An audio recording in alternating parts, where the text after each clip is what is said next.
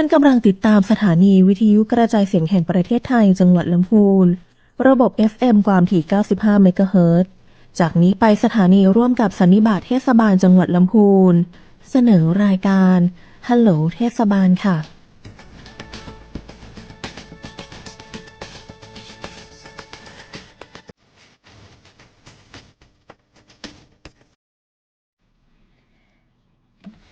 สวัสดีเจ้า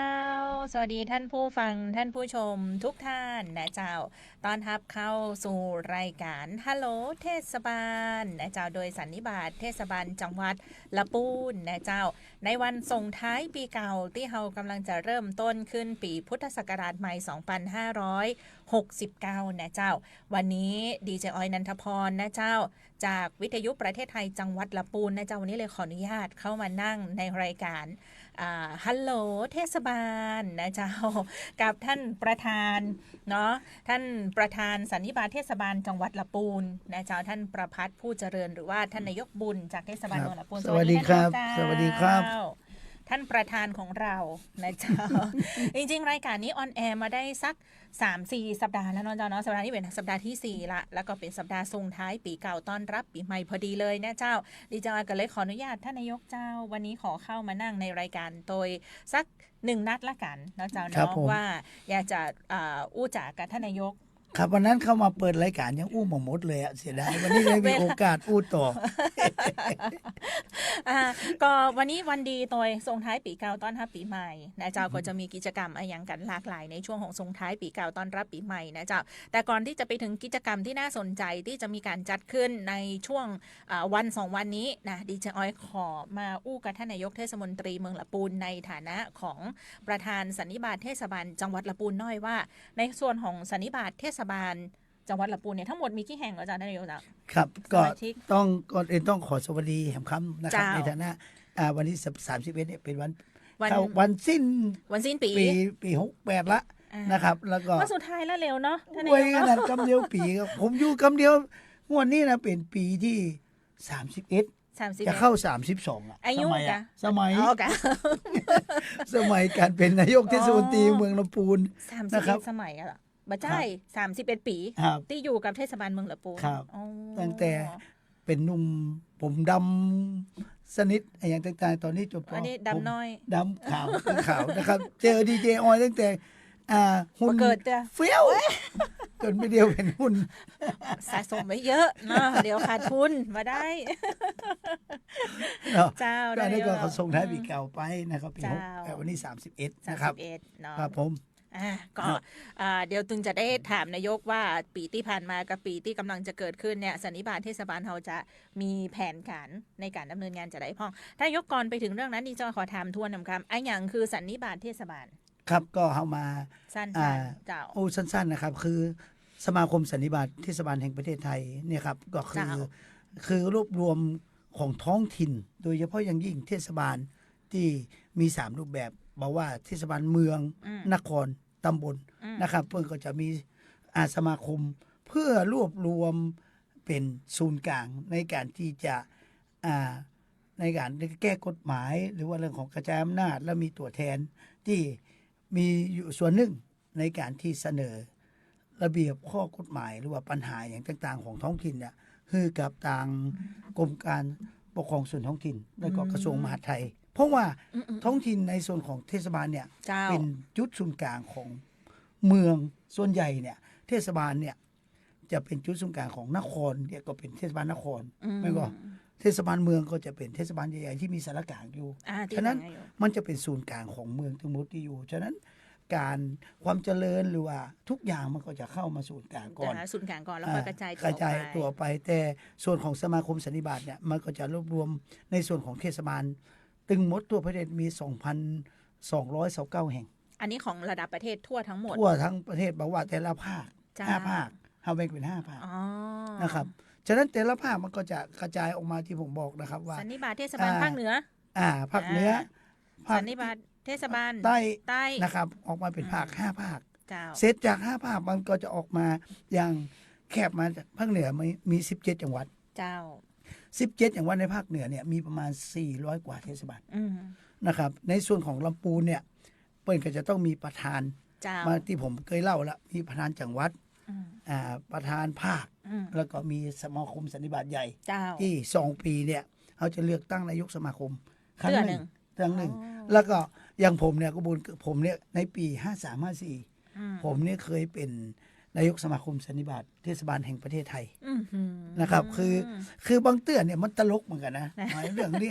จากอดีตนะครับคือ เรา ใน ละ ปี เดี๋ยว ใน เดี๋ยวมันบอกว่าคนเท่านี้ชอบเล่าความหลังนะ เอามันเป็นข้อเท็จจริง เพราะอยากคือประสบการณ์ เพราะว่าสมัยก่อนช่วงปีแล้วเนี่ย อาจารย์อย่างดังที่สุดที่ลำพูนอ่ะ ปีที่แล้ว 2-3 ปีก่อนเนี่ยที่อาจารย์อย่างที่ดังที่สุดทุกคนจะถามเลย อาจารย์พ นะ ง ครับ เทพกะ ว่าใจที่เรื่องของสายมวย อ๋ออาจารย์ลักษณ์ฟันธง ว่าใจอาจารย์รักมันจะคนละปูน เอาไม่ใช่กะอ๋อ ใคร ก็จืมออกที่ป่าซางอ่ะ อาจารย์ไพศาล เออแล้วช่างออยลุ้นอยู่ข้างในไงบอกกระซิบบอกใหญ่เลยคืออาจารย์ไพศาลเนี่ย ม คือแต่ก่อนเนี่ยอาจารย์ไพศาลเนี่ยเปิ้นสนิทครับอุ้ยโกสมัยก่อนไม่เล่งสมเปิ้นเรื่องสายมูเนาะ เจ้าเจ้า นะผมก็ฮู้จักเปิ้นแล้วเปิ้นนะครับเปิ้นไม่นั่งเรื่องของอ่าการเกิดการตายเรื่องแก้กรรมแก้อย่างต่างๆนะครับ เจ้า ผมก็เขาก็ว่ากันไปเขาก็บอกว่าเชื่อบ่เคยเชื่อเลยนะ เจ้า อันนี้คือเล่าประสบการณ์ เพราะว่ามันเป็นเรื่องที่เฮาก็มาน่าเชื่อครับ อย่างผมเป็นนายกปี38เนี่ยก็เลือกตั้ง เจ้า นะเข้ามา ครั้งแรกเป็น เป็นนายกปี38อ่ะ 38นี่เป็นนายกเลยค่ะ เป็นนายกเลย ธรรมดา เพราะว่าสมัย ประเด็น ก่อนต้องบอกก่อนนะครับมันเป็น149 แห่งนะเทศบาล อ๋อ มันสมัยก่อนที่เริ่มขึ้นมามี149 แห่ง แล้วก็ส่วนของสุขาภิบาลเนี่ยมีประมาณ1,000 กว่าแห่ง เจ้า สุขาภิบาลมันยกขึ้นมาแก้กฎหมาย มันก็จะยกมาเป็นเทศบาลนะครับสมัยก่อนเนี่ย149 แห่งเนี่ย อืม ที่เป็นเมืองกับนครน่ะมันจะ จ้ะ มีเทศบาลเมืองกับนครแล้วก็ตำบลบางส่วน จ้ะ ที่เริ่มนะครับ ในส่วนนั้นมันก็จะเกิดจากเป็นคณะเทศเปิ้นอย่างเลือกตั้งสมาชิกสภาเทศบาลอย่าง18 คน เจ้า เซตน่ะเป็นสมาชิกละแล้วก็สมาชิกเปิ้นก็จะมาเลือกนายก อืม แล้วก็มาเลือกรองนายก อ๋อ มาได้เลือกตั้ง ส โด มั ย ย ตรงนะ ก่อนไง สมัยก่อน สมัยก่อน นะครับของผมเนี่ยก่อนเนี่ยของนายกคนก่อนก็คือท่านเจ้าสิบุตรลังกาพิน เจ้า เป็นผู้สร้างกลุ่มคุณธรรม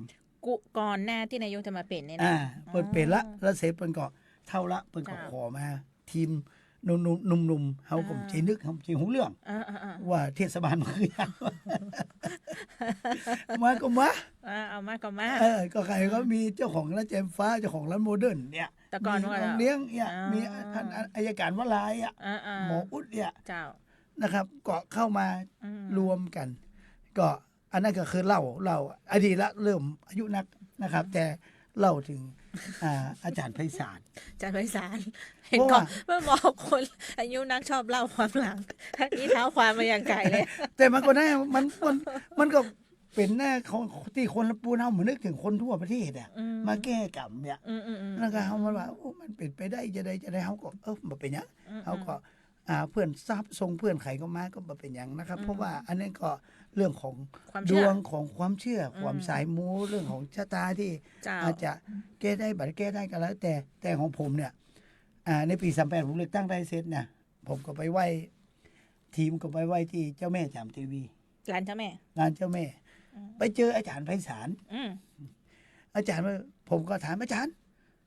ผมได้กูบุญเด้อที่จำได้ก็จำได้เออนะเสร็จอาจารย์ ผมนี่จะเป็นนายกอยู่เมืองก่อน อืม นะครับ เปิ้นก็บอกว่า เป็นตลอดไป เต้าที่เฮาอยากเป็น ดู ผมบอกเป็นอย่างปล้ำปเหลือ แล้วก็เปิ้นบอกอย่างไรเฮาจะได้เป็นยิ่งกว่านายกแหม อืม ยิ่งกว่านายก เป็นอย่าง เป็นนายกแล้ว ว่า ให้เป็นอย่างว่ายิ่งกว่านายกอ่ะ ประธานสโมสรประธานสันนิบาตประเทศไทย ผมก็อ๋อแล้วก็เฮากำเดียวจากปี38เปิ้นตักอ่ะ35นะมาถึงปีเดียวอ่ะ31 ปี ปีอย่างเหรอ65มาก่อนต่อ63 ถึง 65มาก่อนที่นายกบอกว่าเป็นประธานอ่ะ63ถึง65 63 ถึง 65 แล้วก็เซตทั่วประเทศก็เลือกคือผมเป็นนายกสมาคมสันนิบาต อืมประเทศไทย ประเทศไทยอ๋อผมก็ถึงลงว่า ผมนี่อย่างมาเป็น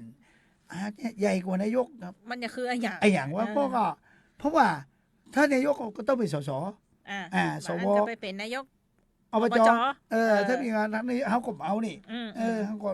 ประสนใจนะครับอ๋อเป็นนายกสมาคมสันนิบาต เทศบาลแห่งประเทศไทย ใหญ่ เอ แต่ อใหญ่ขนาดนั้นตอนนั้นมี แล้วไปบอกไปหรือยังประเดี๋ยวเนี้ย ไป บอกแล้ว บอกแล้ว แต่ ใครหวยอะ ผมก็ไข้หวยอะคือมันเป็นสิ่งที่อำนึกมาถึงนะครับแล้วก็ตอนเนี้ยแล้วก็สมัยกูเนี่ย จ้ะ นะครับ ส่วนใหญ่ทุกคนในเทศบาลแล้วก็คนละหมูนายกหมูเปื่อนเขาจะห้องโกบุญเขาจะห้องนายกบุญเขาห้องโกบุญ ก็ในดีเจออยกับห้องตะโกบุญโกบุญเหมือนย่าง นะ ห้องนายกเลยเกิน เซตนี่กะที่มันแล้วก็สมัยผมเป็นนายกสมาคมผลงานที่ชัดเจนก็คือ ผมแก้2 วาระ 2 วาระคือ คือเปิ้นกฎหมายเก่าเนี่ยตามรัฐธรรมนูญเนี่ยเปิ้นให้อยู่ได้2 สมัย อ๋อ 2 สมัยอันนะ ม แล้วก็ต้องพัก ต้องพัก ต้องเลือกใหม่ อืม โกเนี่ยพอดีเป็น เบิ้ นาย ล กส ได้ มาคม แก้กะ แก้ แก้ เพื่อก ฎหมาย แก้เพื่อให้นายกเนี่ยเป็นได้2 สมัย เป็นได้ตลอด อ๋อเป็นได้ตลอด เป็นได้ตลอดเหมือนกับหมายกฎหมายที่ตกไปเดียวเนี่ย อ๋อ ที่รัฐบาลผ่านแล้วนะ เจ้าก ฎหมาย2 วาระนี้ผ่าน แล้วก็นายกรุ่นใหม่จะอายุ25 เจ้า ผ่านวาระ1 วาระ2 วาระ อ๋อ 3นะครับที่มันยกอันนั้นนะแต่ยุบสภาตกไปอ่ะ เดี๋ยวเริ่มใหม่ ต้องไปเริ่มใหม่ เออ แต่ก่อนเนี่ยช่วงมันเป็นความโชคดีนะอันนี้คือเล่าให้ฟังแล้วก็ เจ้าเจ้า จะได้ว่าโอเคในการเตรียมสมัยก่อนมันเป็นสวมาจากการเลือกตั้ง 100%เลือกตั้ง สสก็มาจากการเลือ มาก ตั้ จาก ง การเลือกตั้ง ไม่เนาะ เจ้า เฮาก็คือหัวคะแนน เดี๋ยวนี้บอกอุลาสีเสียง เสียงน้อย ไม่ได้คือปัจจัยกับช่องดินไขยูนะครับ ตอนนั้นก็มีท่านอนุสรณ์วงศ์วัน อืม เป็นรัฐมนตรี เจ้า เปิดเป็นรัฐมนตรีไปนะครับ แล้วก็พรรคพวกเพื่อนฝูงเขาก็เป็นสสมีท่านชาดาไทยเศรษฐ์ อืม เป็นนายกรุ่นเดียวกัน อืม ตั้งแต่ปี อืม 38สนิทกัน เป็นนายกคน2 สมัย แล้วก็มีท่านสสสุริจิตวงศ์ตระกูล อืม นะครับมหาสารคาม อืม นะครับ แล้วก็หลายคน เจ้า เป็นนะครับเขาก็ช่วยกันล็อบบี้หน่อย อีกะว่า เพราะสวก็มาจากการเลือกตั้งไง อ๋อก็เลยทำ ท่าน ให้ นายก ขั อบจ เคลื่อน เชียงใหม่ก็แม่น อ๋อ นะครับ ก็เลยเป็นสิ่งที่ขับเคลื่อนผ่านในยุคที่นายกเป็นประธาน แล้วก็ต้องมีอาจารย์ทีมงานวิชาการในอย่างต่างๆนัก เพื่อเหตุผล เพราะมันก็เป็นแต่นะครับว่า เจ้า คือบ้านเมืองไหนดูเถอะบ้านเมืองที่แบบมีการเปลี่ยนเมืองมันเปลี่ยนนายกบ่อยๆ เนี่ย ปัญหาเขาก็ไม่อยากว่านะครับท่านก็เห็นภาวะน้ำท่วมอย่างท่านก็หันละ อืม นะครับ ว่าคือส่วนเนี้ยมันก็เป็นเรื่องของท้องถิ่นตึงมดนะครับ อันนั้นก็คือเอาอู้เรื่องเก่าเนาะจำไว้นะอันนี้เล่าให้ฟังก่อน เฮ้ย นะ ส่งท้ายปีเก่าไงเล่าเรื่องเก่าหน่อยเนี่ย นั่นว่า เออ ความเป็นมาเป็นไปแล้วก็สมาคมสันนิบาตเนี่ย เจ้า จะเป็นที่พึ่งของเทศบาลตึงมด เจ้า ทั้งด้านวิชาการทั้งด้านเรื่องของระเบียบข้อกฎหมาย อ่า การแนะนำซึ่งบางเตือคนเป็นนายกใหม่เนี่ยบัจจัยหู อืม นะครับ ต้องมาศึกษาอย่างน้อย2 ปี แม่น ที่จะหู้ระบบเงินระบบคนระบบทุก ถา อ ม ย่าง ว่าอ่านระเบียบเนี่ยมันใช่อ่านปุ๊บแล้วมันเข้าใจทันทีนะดอก โอ้ยุ่งจะตายห่า อ่านระเบียบข้อหนึ่งนี่ทวน10 รอบก็ยังบางทีก็ยังตี ไม่นะ ความมาแตกเตื้อ ยิ่งนายกเข้ามาใหม่กับประหลัดบัทูกันแหมคนละฟังแหมโอ้เจ็บหัวมันเรื่องการเมือง นะครับแต่ เจ้า สิ่งที่เป้าหมายจะได้ก็จังนะครับ คนที่มาจากการเลือกตั้งนะครับ ของพ่อแม่พี่น้องประชาชนที่อยู่บ้าน นี่คือบ้านของหมู่ผมเขา ไปไหนไปได้บัดนี้ก็เปลี่ยน อืม ได้นะ อืม เพราะ4 ปีเนี่ยไม่มีโอกาสเหมือนครับสวันนี้เอาก็มหูว่า อืม เป็นจะได้นะครับ ก็ว่ากันไปเพราะอนาคตในปี69เนี่ย ที่จะเป็นปีที่ร้ายแรงที่สุดนะครับ ทั้ง เดี๋ยวใจ สงค บ ราม ดีอันอย่างคือร้ายแรง ประกาศ ทั้ง ให้ใคร สง ว่า คราม เจ้า นะครับ ระบบทุนเทาเงินเศรษฐกิจ อืม สสเลือกตั้ง อืม เซตแล้วมันจะเซตไม่ได้นะ อืม มันที่ทางมันมุ่งออกเลย อืม นะครับ ยิ่งทางบนวิเคราะห์เรื่องของอัตราการเติบโตของ GDP ต่ำลง ฉะนั้นผมว่าตึงมุดตึงมวลสิ่งที่ดีที่สุดนะครับเฮาใจของในหลวงรัชกาลที่ 9 เรื่องของ เศรษฐกิจพอเพียงที่เพิ่นสอนเพิ่นสั่งนะครับ จริง ดีที่สุดในการ จริง ดำเนินชีวิตนะครับ เรื่องของอย่างผมรักการเนี่ยในการพัฒนาที่อยู่ได้ก็คือเข้าใจเข้าถึงพัฒนานะครับ ถ้าเอาปัจจัยหน่วยแนวคิดของในหลวงเนี่ยแล้วก็ในหลวงรัชกาลที่10ก็สืบสานสืบต่อ ไม่ สื บอก บสารรักษาต่อ รัก ยอด ษาต่อยอด อืม นะครับเนี่ยคือสิ่งที่เฮานะครับทำให้บ้านเมืองอย่างต่างๆ จ้าน นะครับครับก็คิดว่าในปี 68 ที่ผ่านมานะครับ อันนี้ก็เป็นวันสุดท้ายของผมเองผมถือว่าในส่วนของตัวผมนะครับถือเป็นถึงนายกสมาคมสันนิบาตเป็นถึงประธานภาคนะครับ แล้วก็เป็นประธานจังหวัดนะครับที่เอามาเนี่ยผมว่าปีช่วงเลือกตั้งวันเนี้ยที่ได้มาเนี่ยผมมีความพร้อมที่สุดในการที่จะทุ่มเททั้งสติปัญญาแล้วก็เครือข่ายพัฒนาเมืองลำปูนเพราะอย่างครับเพราะว่าเอามีลูกมีหลานแล้วหรอเขามีหลานละเนี่ยกูเตือนเขามีหลานเดี๋ยวเขามีกับลูก ตอนนี้ลูกมันก็มีกิจการทุกอย่าง มีวิถีของ มี เปิ้น วิถีของเปิ้นละ เปิ้นก็ ละ ใช้ชีวิตของเปิ้นได้ เสร็จ โด ก็ ย มี ที่เราไม่ต้องเป็นห่วงแล้ว มีหลานให้เขาก็ดูแลแม่เขาเหี้ย อันนี้ไม่ใช่หาเสียงเนาะ ไม่ได้หาเสียงนี่มันคือข้อเท็จจริงอ่ะ ไม่มองว่า เปิ้นบ่ได้อยู่ในช่วงเลือกตั้งอยู่แล้วคือเปิ้นก็เลยคือเปิ้นอู้ได้ เขาก็ดูแลแม่เขาเหี้ย อืม นะครับ เรื่องของบุพการีทุกคนก็ต้องนะครับต่อให้เวลานะครับ หลังจากพ่อตายเสร็จก็เลยแม่เนาะก็ดูแล แต่ กัน ประเดี๋ยวเปิ้นก็จะมองว่าอย่างรุ่นโกเนี่ย คือถูกไหมตอนนั้น อ่า เท่าแล้วบ่เอาแล้วไปเลี้ยงหลานเตอะอย่า ก็เขาก็ต้องพิจารณาดูว่า คือบางเตื้อเนี่ยเขาจะอู้นักมาได้เขาดูกันเมืองใหญ่ไปเถอะคนเฒ่าคนแก่อย่างต่างๆนะครับ มันคนละอย่างเนาะ มันคนละอย่าง มันคนละอย่าง เพราะว่า อืม อันนั้นการเมืองใหญ่เป็นเรื่องของนโยบายเรื่องนั้น อืม แต่ท้องถิ่นเนี่ยมันคนละแบบ มันเป็นความลึกซึ้ง อืม ความเข้าใจพื้นที่ อืม ถามเถอะที่ผมเคยครั้งก่อนแล้วเนี่ยผมบอกว่า คนที่หู้ดีที่สุดในเขตเทศบาลเมืองทุกที่อ่ะใครคือนายกอะนายกพร้อมกับสททีมงาน อืม ที่จะหู้ทุกพื้นที่รับตาซอยไหน อย่างหู้ไหนหมด อืม เซตก็รองลงมาคือ พื้นที่ใครที่ก็คือประธานชุมชน อืม ก็จะหู้ว่าบ้านใครอยู่ไหนอยู่ไหน อืม ฉะนั้นในพื้นที่เขาเนี่ย ระบบถ้าเรื่องของการป้องกันภัยเรื่องของเจ็บป่วยเรื่องทุกอย่างเนี่ย เจ้า บอกจุดหาของหูละว่านี่ รับ บ้าน ตา ใคร ปุ๊บ ซอย นี่ ไหน ภาพมันออกเลย ออกเลย ยิ่ง เรื่อง กว่า AI ประมวลผล เรื่องของน้ำท่วมไม่เอาอย่างเงี้ยจะได้อย่างจะได้ มันเข้าจุดไหนทุกอย่าง อ่า นะครับ ฉะนั้นเดี๋ยวผมจะมาเล่าให้ฟังเรื่องของ อืม สันนิบาตเนี่ย เจ้า เขาจะมีเครือข่ายจะใดแล้วจะช่วยกัน แล้วจะช่ ใน วย พื้ กัน น ที่ คือหมายความว่าช่วยกันกับเทศบาลอื่น นะครับมันจะเป็น ในการ โมเดลต้นแบบ ๆ คือ นะครับ ความหมายก็คือสันนิบาตเทศบาลเนี่ยหมายถึงว่าเป็นกลุ่มของเทศบาล ทั้งหมด ที่จะทั้งหมดนะ ครั คะ บ ที่จะได้มาวางกรอบแนวทาง ครับ ในเรื่องของกฎระเบียบข้อบังคับต่าง ครับแล้วก็การพัฒนาทุกอย่างเหมือนกันนะครับ อย่างเทศบาลในจังหวัดลำพูนเขามี 41 แห่งเขาจะมี 40ไม่เดียวเพิ่มขึ้นมา ๆ เป็น ปาซาง 41 เป็น ของปา 41 ซางก็จะ ของ เพิ่ม ปาซาง มาเป็น ปาซาง 41 เทศบาล ครับ เพิ่มขึ้นมาอย่างเดียวปาซางเนี่ย อืม เป็น เจ้า 41 ที่ ฉะนั้นในส่วนของสมาคมศิริวัตรต้องถามว่าบริหารจะใด อันนี้มันจะมีเงินที่แต่ละเทศบาลเนี่ยจะต้องเอาเงินเรื่องของการธรรมเนียม อืม นะครับ เข้าเป็นสมาชิก เข้าเป็น แล้ว ส ก็ มา ส่ง ชิ เงิ ก นบำรุง ใน ใน รายปี สันนิบาตเป็นรายปี อ๋อ นะครับซึ่ง องค์กรไหนมันก็จะต้องมีสตังค์ อืม ในการบริหาร จ้ะ เพราะว่ามันจะต้องเป็นศูนย์กลางในการแลกเปลี่ยน ม ทุกอย่างแล้วก็ตามขนาดของเทศบาล เจ้า เนาะ และเนี่ยก็คือสิ่งที่ท่านนายกเทศมนตรีเมืองละปูนท่านประภัสผู้เจริญนะเจ้า ท่านประธานสันนิบาตเทศบาลจังหวัดละปูนเนี่ยมองเห็นถึงความสำคัญของการที่จะคือทุกๆ เทศบาลทั้ง 41 แห่งในนามของสันนิบาตเทศบาลนะเจ้าได้มาใช้ระยะเวลาในการออกอากาศรายการเพื่อประชาสัมพันธ์นะเจ้ากิจกรรมการงานต่างๆ ของทุกๆ เทศบาล ครับ เนาะ นี่คือเมน อืม พอยต์เลยครับว่าต้อง เจ้าม มาอาศัยดีเจออยนี่แหละ นี่ไว้ว่า นั่นสิว่าเพราะว่าผมก็ถาม ขอบพระ นะค คุ รั ณ บ ท่านนายกที่ไว้วางใจสวทละปูน ผมก็ถาม เจ้ ว่าสิ่งที่ดีที่สุดนะครับเอามาออกรายการดีกว่า อืม เพราะว่าทุกเทศบาลเนี่ยมีของดี เจ้า นี่ครับอย่างแต่ว่าผมก็ไปมะเขือแจ้ บักเคยแจ้ อ่า วันอาทิตย์ก่อนปุ้นเปิ้ลมาออกรายการ เพิ่นก็มาออกรายการ ลำไย ผมก็ อืม นายก ศรีบัวบาน สีบัวบาน เนาะ เกษตรแฟร์ตะวันซืนก็เรียบร้อย เรียบร้อย หมด แล้วก็ อืม อุโมงค์ อุโมงค์ท่านนายกขยันก็มารายการอื่นเหมือนกั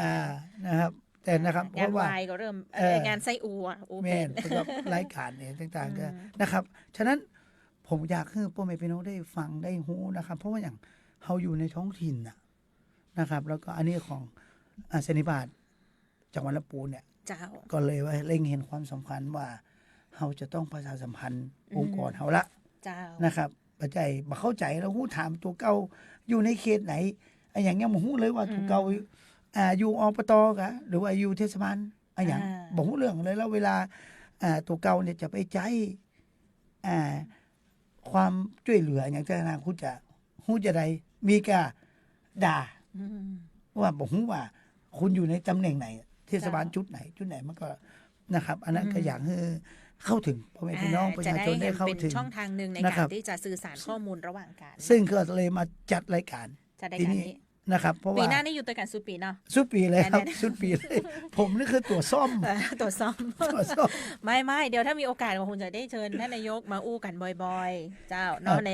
ภารกิจของทางสันนิบาตเทศบาลที่ท่านนายกเล่าให้ฟังเนี่ยจ คบ ริงๆก็มีความ รายการอื่นก็ได้นะ รายการอื่นแหมว่าอยากมารายการตัวเก้าของหมอ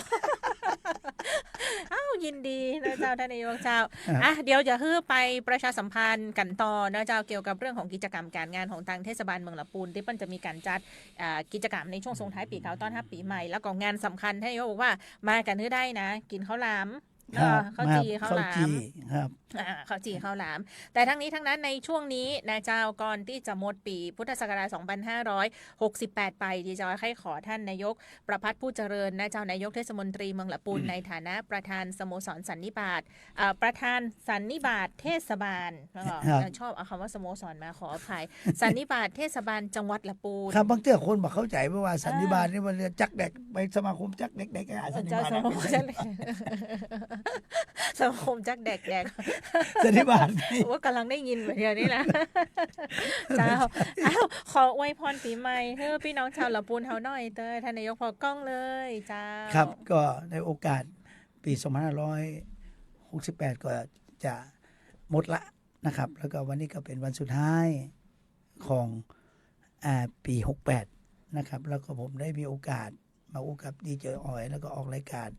นะครับในนามประธานสันนิบาตเทศบาลจังหวัดลำพูนนะครับ ก็เมืองลำพูนเฮาจะได้ก็สิ่งที่ผ่านมาก็คืออดีตละเป็นประสบการณ์นะครับฉะนั้นในปี 69 มันจะเป็นปีที่ทุกคนนึกบ่ออกหรอกนะครับว่าวิถีชีวิต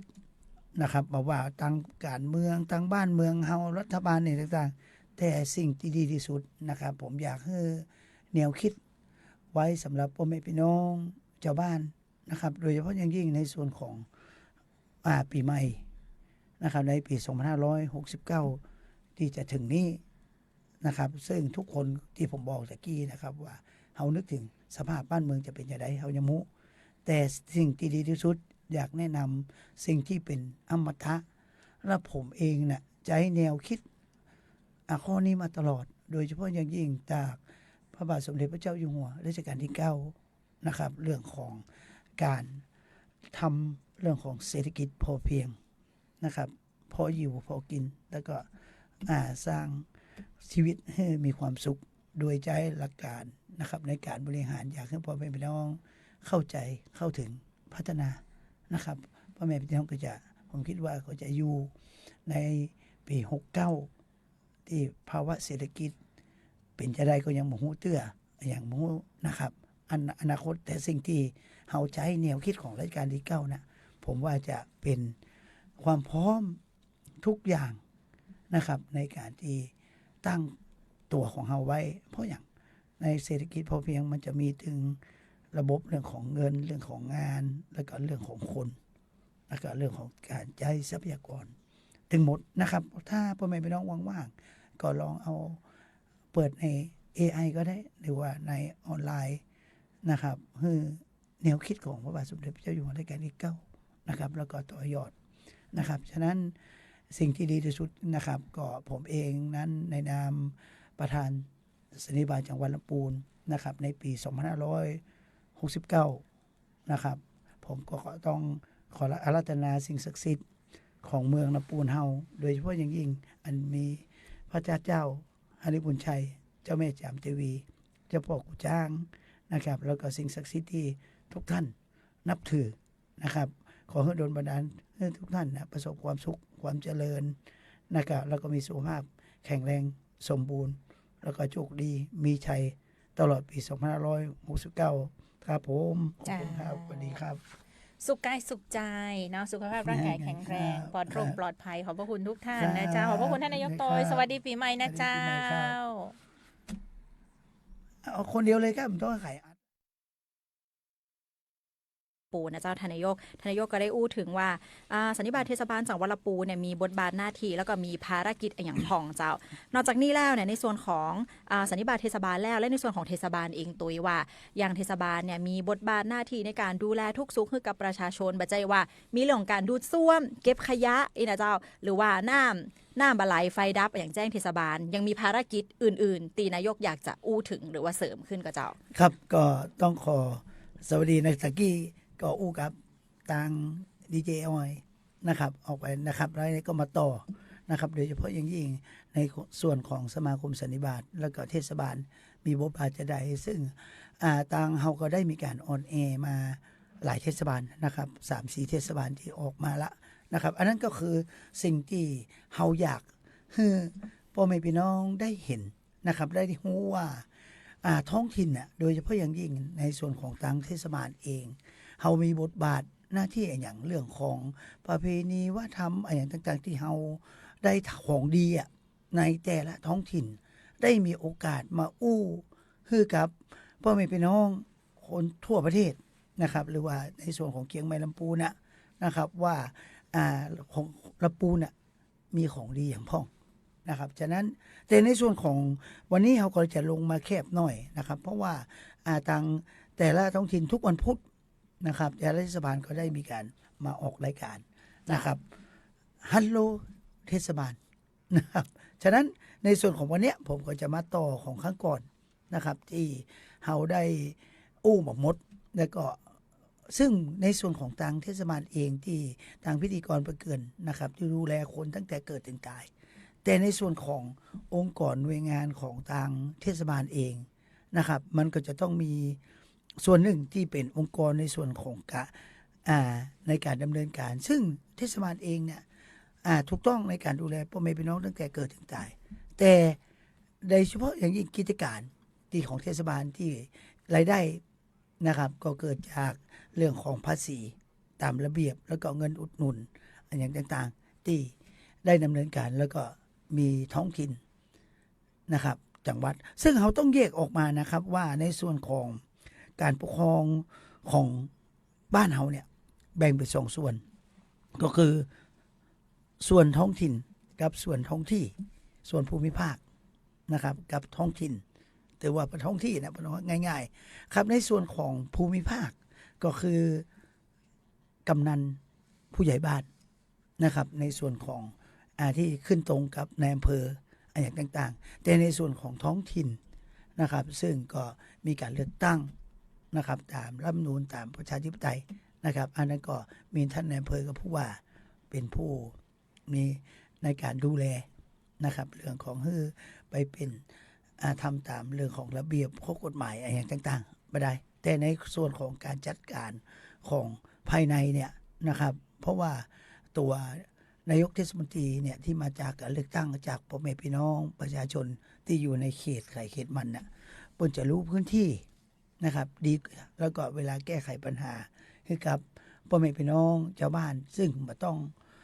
ไปรบกวนในส่วนของอำเภอโดยกับผู้ว่าโดยเพราะว่ามันมีงบประมาณของท้องถิ่นเองซึ่งมีการจัดเก็บการบริหารนะครับในส่วนของข้าราชการการเมืองกับข้าราชการประจำนะครับและแหมอันนะครับที่พ่อแม่พี่น้องเนี่ยนะครับบอกยังบอกให้ฮู้ใดเตื้อซึ่งในส่วนของทางเทศบาลเองนะโดยเฉพาะอย่างยิ่งเทศบาลเมืองนครหรือว่าเทศบาลตำบลเนี่ยเพิ่นจะมีโรงรับจำนำนะครับสำหรับเป็นของเทศบาลในการควบคุมกำกับดูแลนะครับที่ห โรงรับจำนำซึ่งในส่วนของทางจังหวัดลำพูนเขาก็จะมี2โรงรับจำนำก็คือในส่วนของเทศบาลเมืองลำพูนนะครับที่อยู่ที่กาโต้ลุงนะครับแล้วก็มีของเทศบาลบ้านกลางแหมอันนะครับฉะนั้นในส่วนของโรงรับจำนำของเทศบาลเนี่ยนะครับเป็นหน่วยงานที่ขึ้นตรงกับเทศบาลแล้วก็ขึ้นตรงกับกรมการปกครองส่วนท้องถิ่นที่จะต้องดำเนินการออกมานะครับฉะนั้นในส่วนของโรงรับจำนำดอกเบี้ยของเฮาเนี่ยนะครับทางรัฐบาลกรมการปกครองส่วนท้องถิ่นที่เป็นควบคุมจะสั่ง สั่งมาเลยว่า ส่วนปกครองเนี่ยว่าดอกเบี้ยเนี่ยจะต้องบ่เกินจะใดซึ่งตอนเนี้ยโรงรับจำนำเทศบาลเนี่ยดอกเบี้ย100 ละบาทนะครับ เจ้า 100 ละบาทต่อเดือนนะครับฉะนั้น พ่อแม่พี่น้องก็สามารถเอาไปใช้ไม่ต้องอายนะครับ เพราะว่านี่คือหน่วยงานของรัฐที่ตั้งมาเพื่อช่วยเหลือพ่อแม่พี่น้องดีกว่าไปโดน10 100 ละ 20อันนี้ก็เป็นที่พึ่งเพื่อบางคนอ่ะจำนำได้หมดอ่ะ6ให้ตะไลปาก เจ้า นะครับแต่ทะเบียนรถไม่ได้เนอะเปิ้นอย่ามาเอาแต่ทองเทิงนะครับก็ได้หมดนะครับฉะนั้นอันนี้ก็เป็นที่พึ่งหน่วยงานหนึ่งของเทศบาลนะครับแต่ในส่วนของเทศบาลเองเนี่ยถามเทศบาลเองเนี่ยสามารถกู้เงินได้ก่อนเทศบาลนี้สามารถกู้เงินได้นะครับแต่ต้องผ่านสภาแล้วก็ผ่านในส่วนของท้องถิ่นจังหวัดซึ่งหน่วยงานของเทศบาลเองเนี่ยมันจะมีท้องถิ่นจังหวัดนะครับที่จะช่วยเป็นผู้กำกับดูแลแทนท่านผู้ว่าแต่ท่านผู้ว่าก็จะเป็นคนเซ็นนะครับเพราะว่าเป็นหน่วยงานที่ดูแลกำกับแห่งคันหนึ่งสำหรับกองข้อมูลรายละเอียดฉะนั้นในส่วนของท้องถิ่นเนี่ยเทศบาลเองก็จะขึ้นตรงกับผู้ว่ากับท้องถิ่นจังหวัดกับนายอำเภออย่างที่ผมวิเคราะห์ให้ว่าส่วนของเทศบาลเองเนี่ยเทศบาลเมืองเนี่ยจะขึ้นกับผู้ว่าส่วนของเทศบาลตำบลเนี่ยจะขึ้นกับนายอำเภอนะครับที่จะเป็นผู้กำกับดูแลนะครับแล้วก็มีท้องถิ่นอำเภอแต่ละส่วนแยกออกไปฉะนั้นในส่วนของการบริหารงานอย่างต่างๆตัวนะครับก็จะมีท้องถิ่นจังหวัดที่เป็นปีเลี้ยงแล้วก็มีสตงตัว ที่เพิ่นจะต้องควบคุมตรวจสอบบัญชีทุกปีนะครับมีปิดบัญชีอย่างต่างๆฉะนั้นในส่วนของสตงเนี่ยก็จะมาควบคุมดูรายละเอียดของบัญชีเรื่องของระเบียบข้อกฎหมายแล้วก็ให้คำแนะนำนะครับกับท้องถิ่นแล้วก็แก้ไขปัญหาอย่างต่างๆไปนะครับซึ่งในส่วนนี้ก็เป็นส่วนหนึ่งในขั้นตอนซึ่งเราก็จะมีการควบคุมโดยระบบของราชการนะครับในการควบคุมเรื่องของข้อระเบียบข้อกฎหมายที่จะมีไว้นะครับแล้วก็ในส่วนแห่งอันหนึ่งนะครับว่าเทศบาลเนี่ยสามารถกู้เงินได้เพื่อจะมาพัฒนาเมืองของตัวเก่าที่บางเตื้อเนี่ยเขาจะรอเงินอุดหนุนรายหัวกาจะมารอเงินทำโครงการนะครับรอเงินของส่วนกลางเงินอุดหนุนนะครับมันจะมีเงินอุดหนุนจากส่วนกลางอย่างต่างๆเนี่ยนะครับมันก็จะต้องทำโครงการเข้าไปแต่บางเตื้อเนี่ยมันบ่ตันแล้วก็บางเตื้อเงินอุดหนุนเนี่ยถูกตัดพ่องอย่างพ่องฉะนั้นเราก็จะสามารถกู้เงินได้โดยเฉพาะอย่างยิ่งเทศบาลเองเนี่ยท้องถิ่นของเทศบาลทั้งหมดเนี่ยมีกองทุนกสทนะครับคือคณะกรรมการเป็นกองทุนเงินส่งเสริมกิจการเทศบาลนะครับซึ่งมีเงินมานักเงินประมาณเทศบาลกู้นะประมาณ 30,000 ล้าน 30,000 ล้านแล้วก็คิดดอกเบี้ยเดี๋ยวคิดดอกเบี้ยน้อยๆนะครับ2%ซึ่งสมัยก่อนเนี่ยมีเดียวเนี่ยยุคเนี้ยผมเองได้เป็นตัวแทนของภาคเหนือนะครับเป็นคณะกรรมการส่งเสริมกิจการกองทุนส่งเสริมกิจการเทศบาลนะครับซึ่งทุกเทศบาลเนี่ยสามารถกู้เงินได้จากกองทุนนี้โดยมีคณะกรรมการแต่ละภาคแล้วก็มีท่านอธิบดีกรมการปกครองส่วนท้องถิ่นเป็นประธานนะครับแล้วก็ทางกระทรวงมหาดไทยนะครับแล้วก็มีเจ้าหน้าที่ฝ่ายอันต่างๆซึ่งเงินส่วนนี้ก็สามารถให้กับท้องถิ่นเนี่ยแต่ละท้องถิ่นทำโครงการ ผ่านสภาแล้วก็ผ่านท้องถิ่นจังหวัดว่าตัวเก่ามีเงินสามารถผ่อนได้ก่อนถ้าเปิดก็ดูรายละเอียดหมดว่าคุณมีรายได้ก่อนอย่างก็นะครับ เมื่อผ่านเสร็จก็สามารถเบิกตามงวดงานนะครับ ซึ่งทุกคนก็ถามว่าเงินกองทุนคณะกรรมการกสทกองทุนเนี่ยมาจากไหนก็คือมาจากเงินของเทศบาลนั่นแหละนะครับ ที่แต่ละปีเนี่ยมันจะเป็นเงินเหลือที่จ่ายมาหมดนะครับ จะตกไปเป็นเงินสะสมอย่างสมมุติเนาะเทศบาลผมเนี่ยเขาเหลือเงิน3 ล้านปีนี้จ่ายหมดเงินเหลือจ่ายมันจ่ายอย่างต่างๆแต่หมดครบมาละเสร็จมาได้จ้างรายการใหม่อย่างต่างๆนะครับสตางค์มันตกไปเป็นเงินสะสมมันก็จะต้องหัก 10% หรือ 5% เข้ากับกองกลางกองทุนกสทเพื่อเป็นกองทุนสำหรับเงินกู้ทุกเทศบาลทุกท้องถิ่นนะครับฉะนั้นอันนี้ก็คือขอบเขตนะครับเรื่องของการพัฒนาของแต่ละที่นะครับอย่างในส่วนของโรงรับจำนำเนี่ยจะตั้งได้แต่ละท้องถิ่นอย่างลีบ้านห้องอย่างต่างๆก็สามารถตั้งได้แต่จะต้องมีระเบียบข้อกฎหมายนะครับที่ชัดเจนแล้วก็มีเงินกองทุนที่จะดูแลพ่อแม่พี่น้องชาวบ้านนะครับซึ่งบางคนก็จะที่ไปใช้บริการของเทศบาลเนี่ยบางคนก็ที่อื่นยังมีเทศบาลที่อื่นยังมีนะครับแต่ส่วนใหญ่เทศบาลเมืองกับนครเก่าเนี่ยจะมีอยู่แล้วนะครับแล้วก็เปิ่นก็ได้มีการจัดระเบียบนะครับข้อกฎหมายแต่ไม่เดียวหลายๆท้องถิ่นที่พร้อมก็เริ่มตั้งขึ้นเพื่อบริการพ่อแม่พี่น้องประชาชนในการแบ่งเบาภาระที่ไม่ต้องไปกู้5%, 10%หมวกกันน็อกพ่องนะครับซึ่งในส่วนเนี้ยมันก็จะเป็นส่วนหนึ่งของเทศบาลที่ช่วยดูแลพ่อแม่พี่น้องชาวบ้านนะครับแล้วก็ที่หลายอย่างนะครับที่เราท้องถิ่นเองได้ให้บริการดูแลครับพ่อแม่พี่น้องแต่สิ่งที่ไม่เดียวนะครับในส่วนของปี69เนี่ยนะครับว่าท้องถิ่นในฐานะนายกประธานสันนิบาตจังหวัดเนี่ยเขาจะมีโครงการจะเป็นโมเดลก่อนนะครับผมจะทำเป็นโมเดลเพราะว่าเราได้เรื่องของนวัตกรรมและการวิจัยของ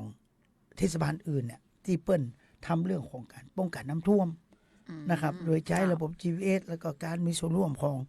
ท้องถิ่นหลายๆส่วนเนี่ยเอามาซึ่งในปีนี้ผมจะเริ่มโครงการเรื่องของการป้องกันน้ำท่วมโดยเรื่องของการดำเนินการเรื่องการยกศักยภาพองค์กรปกครองท้องถิ่นและนวัตกรรมท้องถิ่นในการสร้างมาตรฐานร่วมเพื่อการจัดการภัยพิบัติน้ำท่วม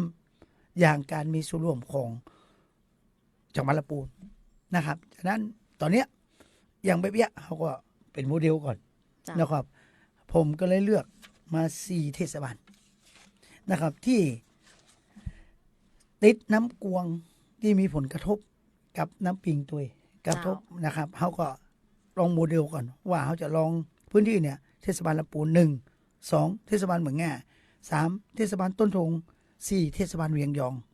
นะครับเรื่องของการจัดนวัตกรรมเรื่องของการป้องกันน้ำท่วมนะครับโดยใช้ระบบเทคโนโลยีใหม่ๆนะเข้ามาเสริมคือใช้ GPS แล้วก็เอาโมเดลของอย่างของนวัตกรรมอย่างของตุ้งส่งที่เป็นได้ประสบผลสำเร็จนะครับในการเรื่องของป้องกันน้ำท่วมเอามาแล้วก็ทางทีมงานมหาวิทยาลัยเนี่ยก็จะมาวิเคราะห์นะครับในการดำเนินการนี่ก็จะเป็นโมเดลในปี69ที่สมาคมสันนิบาตเทศบาลจังหวัดลำพูนนะครับที่จะดำเนินการเพราะเรามีในเรื่องของความรู้เรื่องของการวิจัยต่างๆเนี่ยเราก็ใช้มหาลัยเข้ามาช่วยนะครับในการดำเนินการระหว่างท้องถิ่นด้วยกันนะครับอันนี้ก็คือโมเดลที่จะเกิดขึ้นในปี69นะครับแต่สิ่งที่ในปีใหม่เนี่ยนะครับในส่วนของเทศบาลลำพูนนะครับก็ต้องขอประชาสัมพันธ์ให้กับทางพ่อแม่พี่น้องนะครับโดยเฉพาะอย่างยิ่งวันที่31ที่จะถึงเนี้ยนะครับก็วัดพระธาตุก็จะมีการสวดข้ามคืนตลอดนะครับตั้งแต่เวลาประมาณทุ่มนะครับก็ถึงตี 1ไปนะครับสวดเพื่อสวดมนต์ข้ามปีสวดมนต์ข้ามปี นะครับซึ่งเป็นประเพณีวัฒนธรรมของเมืองลำพูนอยู่แล้ว เจ้า นะครับเหตุการณ์เสร็จตอนเช้า ส่วนของ วันที่ เทศบาลลำพูนวันที่ เจ้า 1 ปีใหม่ละนะครับ เทศบาลลำพูนก็จัดพิธีตักบาตร เจ้า นะครับ ทำบุญ ทำบุญตักบาตร เจ้า นะครับวันขึ้นปีใหม่ปี 2569 โดยเฉพาะอย่างยิ่งข้าวสารอาหารแห้งเขาก็จะเริ่มตั้งแต่6 โมงครึ่งตั้งแต่ เจ้า ประตูวัดพระธาตุนฤมลชัย เจ้า นะครับอันนั้นก็อยากเชิญชวนพ่อแม่พี่น้องในปีใหม่ เจ้า แต่ปีใหม่ปีนี้นะครับ ผมอยากประชาสัมพันธ์นะครับภายใต้เรื่องของทุนทางวัฒนธรรมให้กับพ่อแม่พี่น้องชาวบ้านนะครับว่าเราจะฟื้นเรื่องของประเพณีวัฒนธรรมก็คือ เทศกาลซีเป็งตาลผ้าห่มพระเจ้าห่มผ้าองค์พระเจ้าและตาลข้าวใหม่ทำข้าวหลามแล้วก็ข้าวนกงา เจ้า นะครับที่เข้านุกงาทุกคนท้องว่าเข้านุกงาซึ่งเราก็จะจัดในวันที่3 3 มก ม ราค ก ม ราคม เจ้า เนาะ ปี69ปีหน้า นะครับที่บริเวณ ตีสารกลางจังหวัดลำพูนหลังเก่า เจ้า นะครับซึ่งเป็นปีแรกนะครับ เพราะว่าอันนี้เราได้รับแนวคิดแล้วก็จากทีมของอาจารย์ธนพลนะครับ ซึ่งเป็นอาจารย์ผมแล้วก็ทีมมหาวิทยาลัยศิลปากรนะครับแล้วก็ทางทีมวิจัยของปปท เจ้า นะครับเปิดให้แนวคิดว่าลองทำดูลองฟื้นเรื่องของเพราะว่าลำพูนเขาเป็นเมืองเก่า 1,300 ปีเนี่ยมีอย่างดีในการที่จะทำปีใหม่ เจ้า มันก็เท่นะครับว่าปีใหม่เนี่ยเขาจะทำอย่างที่ได้ดีนะครับ เหมือนกับหน้าหนาวเนี่ยเขาเข้าหนาวอยู่แล้วพระมันก็เหมือนคนเหมือนใจมันก็หนาวเหมือนกันแล้วก็ เจ้า ผ้าห่มองค์พระเจ้านะครับ ซึ่งในเขตเทศบาลเนี่ยเปิ้นก็หายไปเหมือนบางเตื้อผมกล้าเข้าใจเนี่ยครับว่าเอ๊ะเปิ้นอยากเอาผ้าไปห่มองค์พระเจ้าอะไรอย่างต่างๆอ๋อเปิ้นมีเรื่องของตาลข้าวใหม่ข้าวนกงานะข้าวกลามนะครับฉะนั้นในส่วนนี้เทศบาลเองก็จัดกิจกรรมนะครับเขาจะเริ่มตั้งแต่8 โมง เจ้า นะครับในวันที่3เนี่ยพ่อแม่พี่น้องชุมชนถึง17แล้วก็พนักงานเทศบาลแล้วก็ผู้คนพ่อแม่พี่น้องที่ได้ยินเสียงประชาสัมพันธ์อย่างต่างๆก็ เจ้า คอยมาร่วมกิจกรรมได้ เพราะว่า เจ้านี่ นี่คืองานบุญนะครับ งานบุญไม่ใช่งานเองนะครับ เจ้า ที่เขาจะมาร่วมทำบุญด้วยกันเขาจะมีการถวาย ผ้าห่มองค์พระเจ้า เจ้า นะครับ ซึ่งเป็นปีแรกนะครับนะครับส่วนใหญ่ก็เป็นปีแรกยังจัดคอนเสิร์ตเรื่องแสงไลติ้งก็เป็นปี เจ้า 68ปีแรกแต่อันนี้ สินทิลปูน จะ นะเจ้า เป็นงานสีสันละนะครับ งานบุญของเมืองลำพูน เจ้า นะครับ ที่ให้บุญกับพ่อแม่พี่น้องชาวบ้านก็อยากเชิญชวนนะครับ ตั้งแต่8 โมงเนี่ยชาวบ้านเพิ่นก็จะมาทำข้าวนุกงาเป็นของข้าวนุกงานะครับทำข้าวงาเอาข้าวนึ่งมาอย่างต่างๆ เจ้า ตามฮีตประเพณีข้าวใหม่ข้าวนุกงาเนี่ยประมาณเกือบ 3,000 ห่อ อืม นะครับ เจ้า เตรียมไว้ในโซนแล้วก็ข้าวหลามเนี่ยเอามาเผาที่หั่นเลย อย่างไรประมาณ เจ้า บอกนะครับ ที่แล้วก็เขาจะมีวิธีท่านผู้ว่าราชการจังหวัดก็จะเป็นประธานในการแจกผ้าห่มองค์พระเจ้า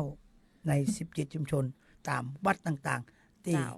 ชุมชนเปิดมานะครับ ซึ่ง เจ้า ในส่วนของทางเทศบาลเมืองลำพูนนะครับ มีทั้งหมดเนี่ย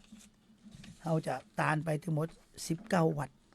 เจ้า19 ผืนเนาะ ครับ วัดละ 19 ผืนนะเจ้า วัดละผืนนะครับ แต่ส่วนของวัดพระธาตุนั่นนะผมพูดกับอาจารย์พงเทพละนะครับอาจารย์พงเทพว่าของวัดพระธาตุเนี่ยเป็นวัดพระราชทานนะครับกาของวัดเป็น60,000ด้วยกับผ้าเนี่ยอันนี้ เจ้า เขาก็ทำเป็นผ้าตอนะครับ โดยที่เวียงยองน้องอู่เป็นคนทำผ้าตอถึงหมด19 ผืนเนี่ยเราก็วัดขนาดนะครับสำหรับผ้าห่มองค์พระเจ้าเนี่ยแล้วก็ให้ชุมชนเนี่ยได้มีการทำลาย เจ้าต้องลายเป็นเท่าว่าต้องลายบนผ้านะเจ้าให้สวยงาม ครับ ซึ่ง เจ้า แต่ละชุมชนก็เอามาทำเปิ้นนะแล้วก็มาออกแบบนะครับ ว่าจะเอาลายใหญ่ลายน้อยอย่างต่า เจ้า งๆนะครับ อันนั้นก็เป็นสิ่งที่เราอยากเชิญชวนพ่อแม่พี่น้องนะครับ แล้วก็เราก็จะได้มาถวายร่วมกันนะครับ มอบเสร็จแล้วก็มีตู้เจ้ามารับผ้าห่มองค์พระธาตุข้าวหลามข้าวนุกงา จ้ะ นะครับเป็นการตักบุญตักบาตรพ่อแม่พี่น้องก่อน จ้ะ ที่มาร่วมก็จะได้เข้านุกงาเข้าหลาม จ้ะ ตัวอย่างตัวนะครับ ไป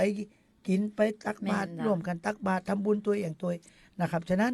เป็นปีแรกนะครับ ก็อยากเชิญชวนพ่อแม่พี่น้องชาวบ้านเข้ามาร่วมทำบุญกัน ซึ่งลำพูนเองครับเป็นเมืองเก่า แล้วก็งานนี้เป็นงานเรื่องของการฟื้นประเพณี วัฒนธรรม ว่าท เจ้า ำที่เฮาทำกันมาตลอด เจ้า แต่บ่ได้ละทิ้งกันไป เจ้าน นะครับฉะนั้นในส่วนของเทศบาลเองเนี่ยเฮาก็มาฟื้นแล้วก็สำคัญที่สุด สิ่งที่เฮาฟื้นเนี่ยอันก็คือดนตรี ก็คือวงซิงมอง เจ้า นะครับ ซึ่งมันละออนสมัยใหม่นี่บอกฮู้ว่าซิงมองมันคืออย่างนะครับ แต่สมัยก่อนที่เฮาฮู้หรอเวลาเฮาประวัติกฐินพระป่าเนี่ยเฮาจะฮู้เลยเพื่อจะนำ เจ้า กฐินพระป่าเข้าไปนะครับ แล้วก็มีซิงมองมันเสียงมันก็เป็นดนตรีพื้นบ้านที่ไม่เดียวมันจะหายไปละ เจ้า ฉะนั้นผมเองก็ดึงเข้ามาเพื่อละออนรุ่นใหม่มีการประกวด จะเอามาใช้นำแห่ผ้าขององค์พระเจ้าองค์พระเจ้านะครับ ฉะนั้นงานเนี้ยอยากเชิญชวนพ่อแม่พี่น้องนะครับ มาร่วมกัน กิจกรรมทำบุญที่ศาลากลางเก่าเขาจะเริ่มตั้งแต่8โมงนะครับจงเซตงานเซตการก็ปล่อยขบวนก็ประมาณ10โมงไป เจ้า นะครับก็อันนี้ก็เป็นงานบุญครั้งแรกของเทศบาลลำพูนของเมืองลำพูนนะครับ ที่สารกลางเก่าเป็นการจุดประกายนะครับ ก็อยากเชิญชวนพ่อแม่พี่น้องร่วมกิจกรรม งานบุญปีใหม่พิษกัน5วันแล้ว เจ้า นะครับ มาเอาลูกๆหลานๆมา แม่น ตัวนะครับ ก็ฝากส่วนนี้ไว้ให้กับพ่อแม่พี่น้องชาวบ้านครับผม นะเพราะว่าวันที่3นี่มันเป็นวันหยุดอยู่แล้วนะเจ้าเป็นวันเสาร์ก็เชิญร่วมกิจกรรมได้ในวันที่3นะเจ้าแล้วก็คนที่มาร่วมกิจกรรมนี่ก็คือ ได้จิ้มข้าวหลามฟรีแน่นอนมันก็จะ อ่า ข้าวหลา แจกข้าว ม หลาม ข้าวนุกงา ครับ นะเจ้าแล้ว ครับ ข้าวหลามข้าวนุกงานี่ก็ ข้าว เอาตาลพร้อมผ้าตัว ตาล ก็ พร้อม เจ้า ผ้าตัวแต่ เจ้า ถ้าข้าวหลามมันบอกหนึ่งมันคนมานักเราปล่อยก็เกิน ก็แบ่งกัน เลย หนึ่งกระบอกแบ่งกันนะเจ้าเดี๋ยวขอเสริมท่านนายกนิดนึงนะเจ้าในวันที่หนึ่งตีทำบุญตักบาตรนะเจ้าวันขึ้นปีใหม่ พระสงฆ์ในพิธีจำนวน99รูปนะเจ้าเพื่อใครตีจะไปร่วมทำบุญตักบาตรจะได้เตรียมในส่วนของข้าวสารอาหารแห้งฮือครบนะเจ้า99รูปด้วยกันแต่ทันใดมีกำลังทรัพย์น้อยเขาก็ทำตามกำลังทรัพย์แล้วก็กำลังศรัทธาเขาได้นะเจ้าก็วันที่1มกราคมเวลา6โมงเกิงตีวัดพระธาตุธริพุนชัยอันนี้เป็นกิจกรรมในวันที่1มกราตักบาตรวันขึ้นปีใหม่นะเจ้าส่วนเทศกาลซีเปงตาลผ้าห่มพระเจ้าเนี่ยตาลข้าวใหม่ตำข้าวหลามข้าวหนุกงาวันที่3มกราคมตีศาลากลางจังหวัดลำพูนหลังเก่าเจ้าเป็นกิจกรรมดีๆในช่วงต้นปี 2569 ก็ทำบุญเสริมสิริมงคลเสริมทรัพย์ไปด้วยกันนะเจ้าทานนายก ครับผม เจ้า เชิญชวนนะครับพ่อแม่พี่น้องครับขอบคุณครับสวัสดีครับ เจ้า สวัสดีปีใหม่ครับ สวัสดีปีใหม่นะจ๊ะแล้วก็สำหรับรายการ Hello เทศบาลนะเจ้าโดยเทศบาลสันนิบาตจังหวัดลำพูนในวันนี้นะเจ้าก็หมดเวลาลงแล้วป้ากันใหม่ทุกวันพุธนะเจ้าเวลา8โมงถึง9โมงนะเจ้า8นาฬิกาถึง9นาฬิกาทางสถานีวิทยุกระจายเสียงแห่งประเทศไทยจังหวัดลำพูน FM 95และทาง Facebook ไลฟ์สวทลำพูน FM 95เจ้าวันนี้เฮา2คนดิฉันข้าเจ้านะเจ้านางสาวปิยพรจากชัยวงศ์นะเจ้าและทางทานนายกเทศมนตรีเมืองลำพูนท่านประภัสผู้เจริญก็ขออนุญาตลาท่านผู้ชมทุกท่านไปก่อนนะเจ้าสวัสดีเจ้า สวัสดีครับ